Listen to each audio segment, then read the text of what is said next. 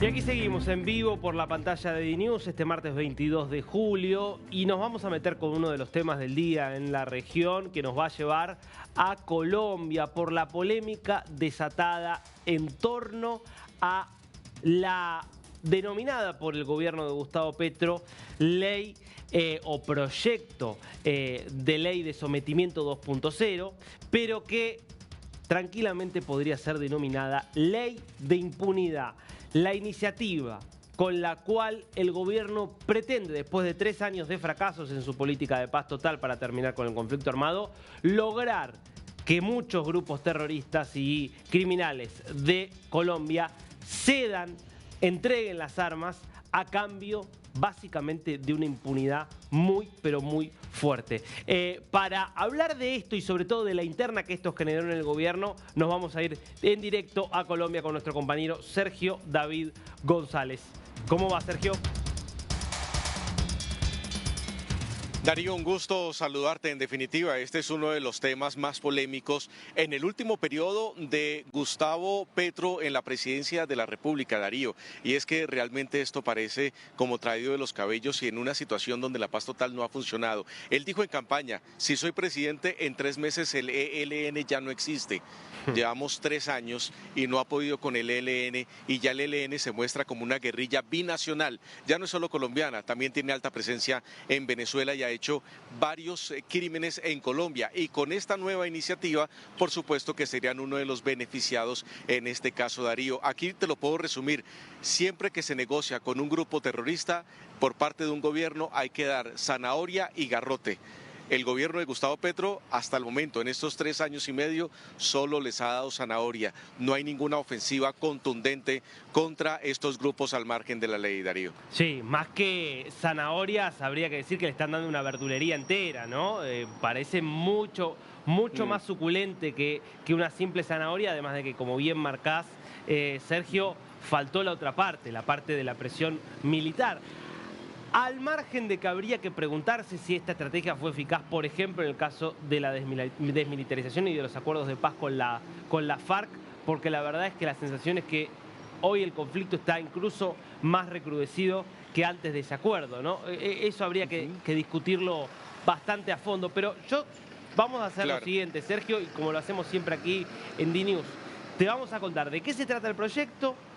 Y te vamos a contar lo otro, que es el capítulo paralelo, que es cómo este proyecto está generando divisiones dentro del propio gobierno de Gustavo Petro. Pero vamos a empezar por el comienzo y nos vamos a meter con lo que fue la presentación formal. Ya se venía hablando hace bastante tiempo de esto, pero quien hace la presentación formal es Eduardo Montealegre, que es el ministro de Justicia, que lo explica de esta manera. Frente a los jóvenes de la primera línea, se va a otorgar una disminución punitiva en un 70% de la pena impuesta o imponible.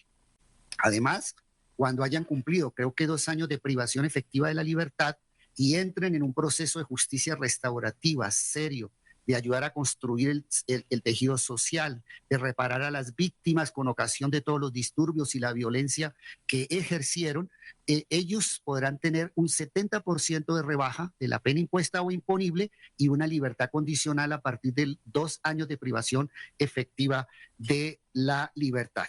Bueno, presentaba ahí justamente Montealegre parte de lo que es lo más polémico que tiene esta ley de sometimiento. A ver, contanos un poquito, Sergio, a partir de lo que ha difundido el gobierno en concreto. ¿Quiénes serían los beneficiados? ¿Quiénes se podrían acoger a estos beneficios? ¿Qué alcances tendrían estos beneficios para aquellos que sean hoy miembros de grupos criminales y que quieran ingresar a esto? Si se distingue entre cabecillas, jerarcas y miembros más bajos dentro de las organizaciones. Sí, Darío, hay bastantes puntos que estaba mostrando el Gobierno Nacional a través del Ministerio de Justicia con este proyecto de ley que fue radicado en el Congreso para su estudio y que te puedo decir, no hay un ambiente propicio en el Congreso para que esto se haga realidad. Pero bueno, miremos cuáles son los puntos. Ya lo decía el ministro Montealegre que se puede presentar hasta una reducción en penas del 70% para los cabecillas que entreguen las estructuras, que se entreguen directamente a la justicia colombiana.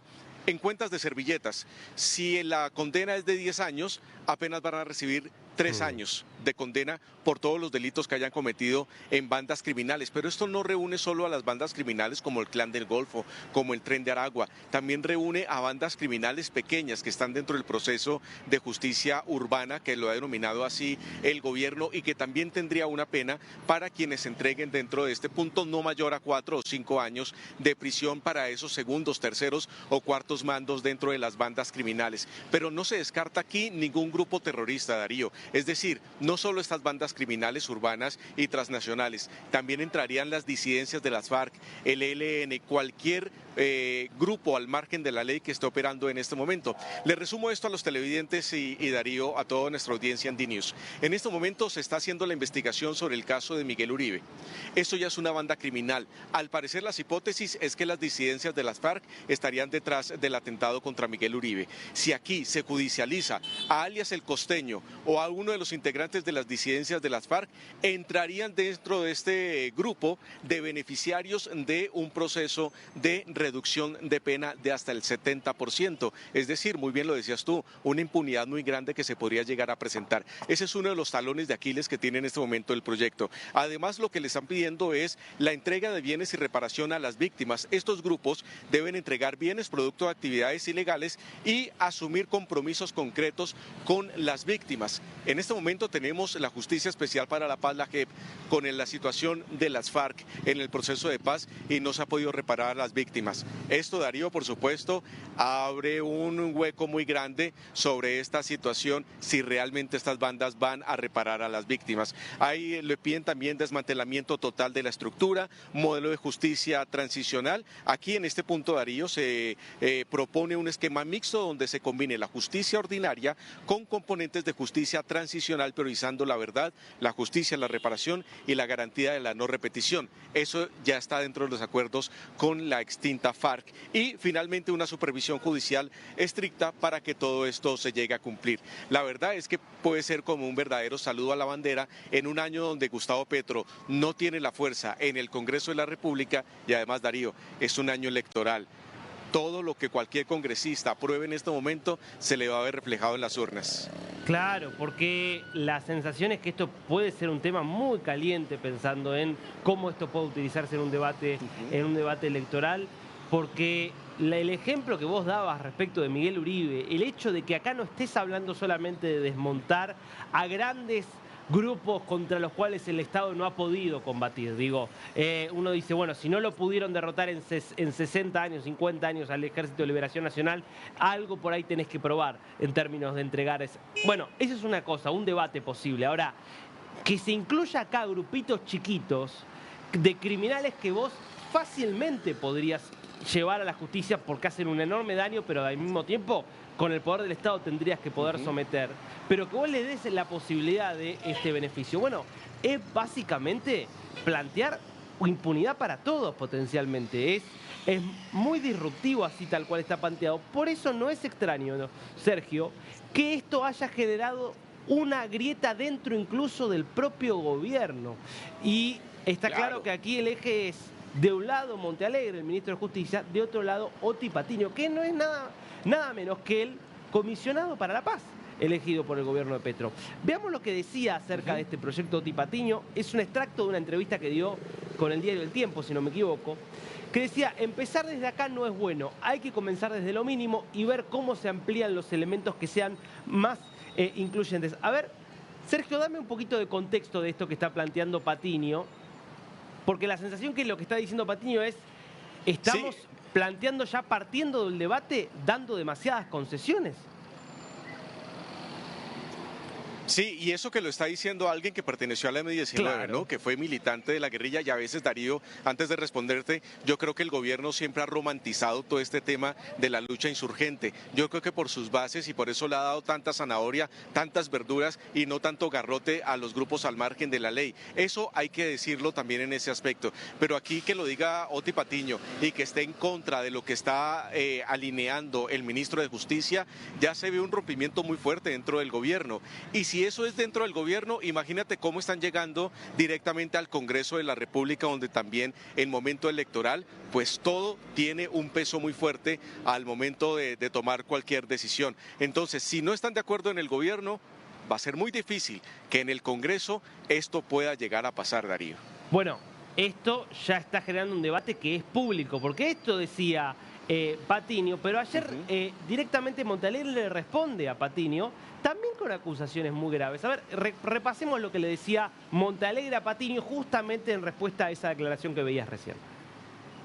Sí existen 8 mesas de diálogo, 3 con la insurgencia y 5 con otro tipo de grupos.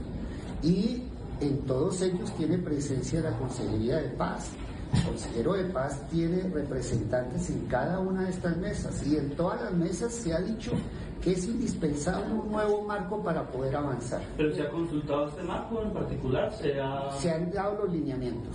El consejero dijo hoy en una entrevista que él no estaba de acuerdo con que se pusiera este proyecto y que le parecía un error. Dijo que, a mí me parece que no había aceptación política. A mí me parece que es absolutamente inconcebible que Oti Patiño se vuelva y se convierta en un francotirador.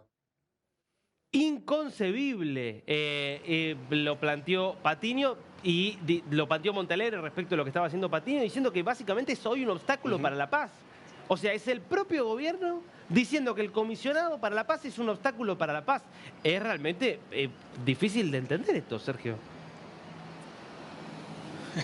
Sí, Darío, total, es que no se ponen de acuerdo, pareciera como si cada uno fuera una línea diferente y no hay una muy buena comunicación dentro del gobierno para este tipo de situaciones tan delicadas, de proponer un proyecto de ley de esta envergadura que realmente se está jugando el todo por el todo aquí el presidente Gustavo Petro en su paz total. Él considera que este es el camino, pero quienes están al mando, quienes están liderando cada una de las carteras, en este caso el Ministerio de Justicia y en el otro punto el comisionado de paz, el que está en terreno hablando con los grupos al margen de la ley, pues no se ponen de acuerdo. Créeme que esto no va a ningún lado. Aquí no se van a encontrar ningunas aristas importantes de buen término.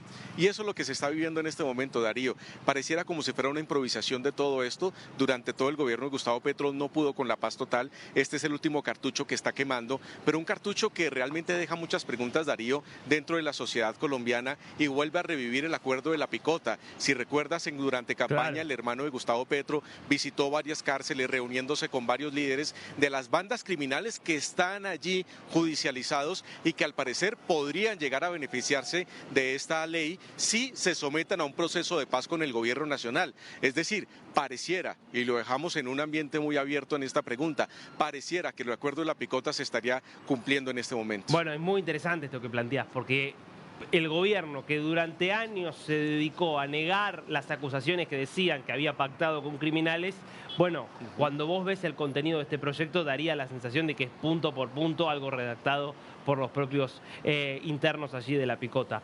Para cerrar, Sergio, Patiño le respondió a Montalegre estas acusaciones y esto es lo que decía. Doctor Patiño, ¿qué le responde usted al ministro de Justicia? Acaba de decir que es inconcebible que usted se vuelva un francotirador de la paz. Bueno, no he sido francotirador ni siquiera cuando estuve en la guerrilla hace ya mucho tiempo. Ahora mucho menos y menos contra la paz. Pero bueno, parece una frase efectista, pero desde luego completamente irreal. Simplemente, digamos, no estoy de acuerdo es con el procedimiento. La verdad es que, digamos, todos los contenidos de ese proyecto son debatibles, como es natural, pero ojalá se perfeccionan en la medida que haya voces divergentes, digamos, sobre esto. Lo que me pareció, y la crítica mía es en cuanto a la metodología, más que frente a los contenidos mismos. Y aplaudo lo que le dije del artículo 20, que ojalá, digamos, tenga la suficiente comprensión, y creo que ese artículo sí tiene todo el consenso del conjunto de la sociedad.